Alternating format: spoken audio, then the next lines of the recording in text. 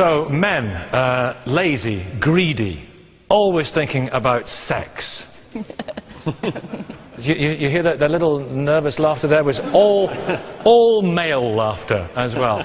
But it turns out that's right, at least for Catholic men who go to confession, according to a survey released by the Vatican this week, whereas good Catholic women are not so good when it comes to pride, envy or anger. But they can pride themselves on not being at all slothful. Well, are men's sins worse than women's? Annette Edgerton, a belly dancer, you've seen women envying you, and you've had men lusting after you. Are men... Wonderful. Yeah, it's true. Over the years, you've been belly dancing for an awful long time. Do you think that women are as lustful as men, for example? Well, outside the belly dancing, yes. Everybody varies. People are more interested in sex than others. And I think it falls even across the globe. Literally, I don't think... Same-sex drive, men and women? Same-sex drive, yes. I think religious controls, try and control it. You shouldn't do this and you shouldn't do that, and it's better if you don't do this. But let's look at... Lust is a bad thing, isn't it? No, lust might not necessarily be a bad thing. The outcomes of it can be extreme. Every day when we walk down the street, all the sins flicker through our head. And I think this is what the Vatican is talking about, really. They've made it into 7 big chunks. The 7 deadly sins. But we all do things and we check ourselves, because we're not going to go to the extreme of lust. We're not going to lust after somebody so much that we must have them against everything and we'll wait somewhere and knife their wife. That's not what we're going to do. Neither are we going to be so lacking in lust that we don't ever see anybody that we fancy, so we never get pregnant. Because the outcome of lust, the positive outcome of lust, is you see somebody you fancy them. You don't think men are necessarily more lustful than women? What do you think? You used to be a man, yes, and now, Ricky, you're a woman. So, do you miss the lust?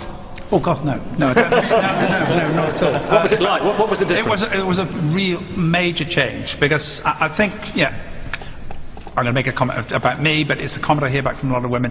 I was quite driven by it. You're constantly thinking about sex, and you're driven by that. The erection you don't decide to have one, it happens all by itself. And I think there is a whole tendency for you to need to get rid of that. Well, once just moderate the language here or there. I'm blushing. Sorry, no, I'm just trying to keep medical. Okay, keep it. But I think it's about that sort of sex drive, which went. Once I started taking you went from estrogen, testosterone to estrogen, big difference. Then all of that changed, and suddenly everything becomes much more about relationships. Doesn't mean I still don't have a sex drive, but it's not that sort of driving sex. And I find it a totally different environment, and much more enjoyable. David, you're here with your wife as well, Claire. Claire, first, do you think men and women are different biologically, sexually? Do you think men have that drive that Ricky used to have? I think I'd be inclined to say that women are more... The whole sex thing is to do with relationships and building up a relationships, not sex on its own. And I think I'd probably think that men can have a purely sexual relationship which doesn't involve a kind of wider social relationship with somebody else.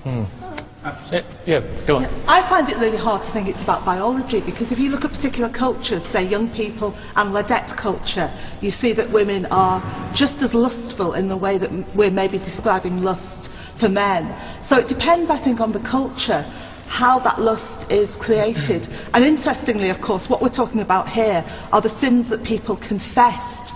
So it's how you perceive lust. To an elderly virginal man. Exactly. Yeah. And maybe what men perceive things as lust, whereas women perceive them in another way. Yeah, maybe women, Douglas Murray, women were just less relaxed about talking about their lustful thoughts to a priest than a man might be. He's a 95-year-old priest, wasn't he? I have to say, I would go to a nonagenarian virgin for advice on this matter about last in the whole scheme of things. but I agree that the issue is confession. It's very interesting.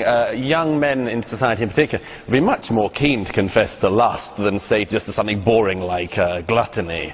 And vice versa. A lot of women might be slightly more coy about confessing to lust first off. I don't know. Other people might disagree with that. But I think, let's just look at the whole thing of lust.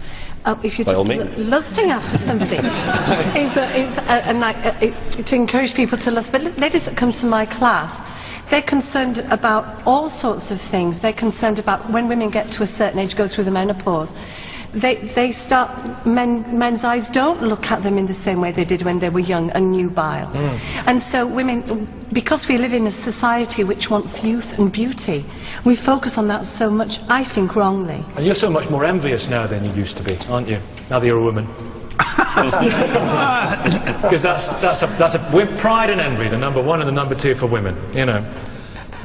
I don't know whether... No, envy's never been a problem for me. I probably get a bit of anger sometimes. I think what's interesting about the 6 that have been picked up is one's missing, and that's avarice.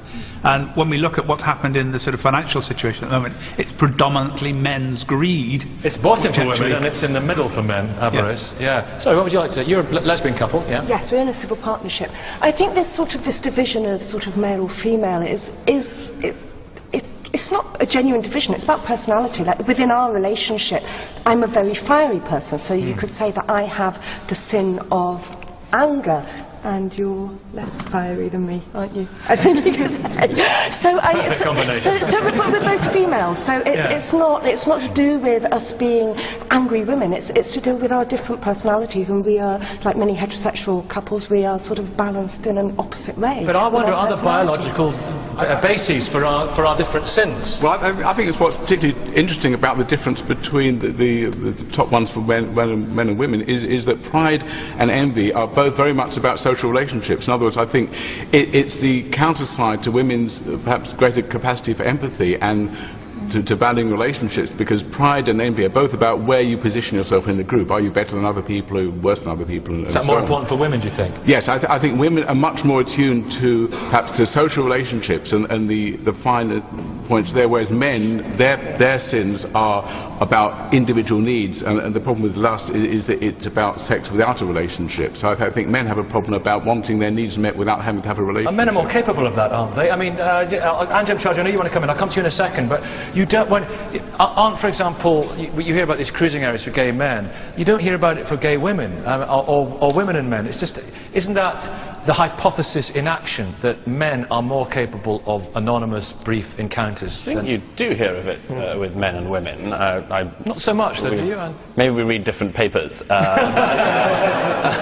No, maybe not so much. That's true. But, yeah. This may be a cultural thing as well. For a lot of gay men, they grew up at a time when it was much harder to meet other gay men and so on. That sort of arrangement, and actually quite a long way in the past, certainly for my generation of gay men, I don't think that's normal at all. Tani, did you want to come in? Yeah, I mean, I think it's very interesting. I read the research, but also I think it's still true in our culture that men's and women's sins are treated very differently. You know, when I was at university, it was okay for guys to sleep around because they were lads, and if a girl did the same thing, then she was called all sorts of dreadful, derogatory names. And have I been envious of someone else's shoes or someone else's bike? Yes, but has my husband probably, maybe not the shoes, but he's been envious of someone else's? It's that extreme as well, and would it be really nice if we actually, I think, treated men and women more equally, which we don't currently do at all. And this is a very proud county. We're in Yorkshire today. You live with 6 women, don't you? Yeah, I live We're not debating polygamy today. No, they're your flatmates, and you're from York University Rugby Club. Yeah. Do you see their envy in full effect? And their pride? Yeah, kind of. More and more lust, I think. I think men and women, young men and young women, both are lustful, but I think men tend to show it more often and more outwardly than women. I mean, but when they're together, collectively will show it. Yeah, exactly. You put a lot of men, a lot of young men or a lot of young women together on any night out in York. You just need to see the example. Yeah. It's very loud, it's very brash, and it's very out there. Anjan, you wanted to come in? I was going to say that, you know, God created us with certain instincts and desires, and the natural way to fulfill that, according to the divine law, is within the institution of marriage. However, the society will exploit you, and it will pollute your fitra, your natural disposition, and that may manifest itself in ways which are not allowed by God, through, for example, being gay, lesbian, or having a relationship outside of marriage. But as far as sin is concerned, I would say that, you know, Allah created everyone subject to mistake. But the best amongst us are those who correct ourselves and they seek forgiveness. So I don't think that women are necessarily more sinful than men. It's a question of seeking repentance and recognizing your mistakes. What's your worst sin then? Is it lust, or is it sloth? Or I make many mistakes. Which is your worst, would you say? Well, ignorance. I have many mistakes, and I think for the Muslim, you know, this is between me and my Creator. I ask forgiveness, and inshallah He will forgive me.